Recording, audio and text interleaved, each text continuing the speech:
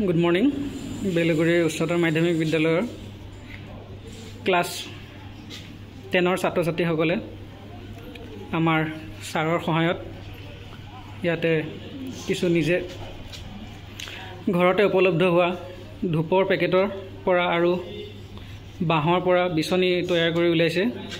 তেওঁলোকে বৰ্তমান তৈয়াৰ কৰি আছে এতিয়া আমি তেওঁলোকৰ পৰা কিছু কথা জানিব চেষ্টা কৰিম এই কামটো তেওঁলোকে কেনেকৈ কৰিছে আৰু তাৰ পৰা তেওঁলোকক কি সহায় হ'ব ছাত্ৰ ছাত্ৰীসকল তোমালোকে ইয়াৰ ওপৰত কি ক'ব বিচাৰিবা নমস্কাৰ মোৰ নাম সোণালী নাথ আমি বিচনী তৈয়াৰ কৰিবলৈ লৈছো আমাৰ বিদ্যালয়খন গাঁৱলীয়া ঠাইত অৱস্থিত তাৰ বাবে বতাহ বৰষুণ দিলে 2-3 দিনৰ বাবে কাৰেণ্ট নহা হৈ যায় আমি ক্লাছ কৰিবলৈ বহুত অসুবিধা পাওঁ তাৰ বাবে আমি ভাবিছো যে ঘৰত ধূপৰ পেকেট থাকে নেই এইখিনি নষ্ট নোহোৱাকৈ আমি নিজে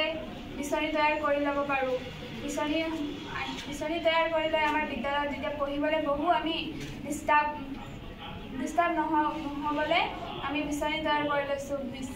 নিজে বিচি ল'ব পৰাকৈ আৰু সেনেকৈ এইখিনি বিচনী আৰু কাম কৰি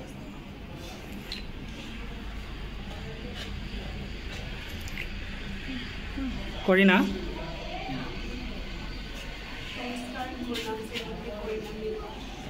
আৰু মই এইটো চেলাই আছোঁ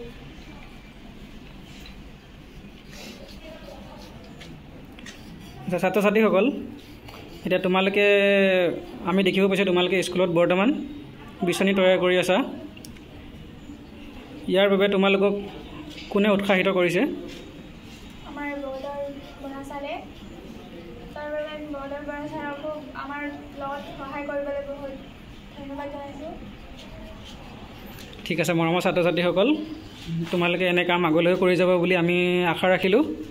তাৰ বাবে বহুত ধন্যবাদ থাকিল ঠিক আছে থেংক ইউ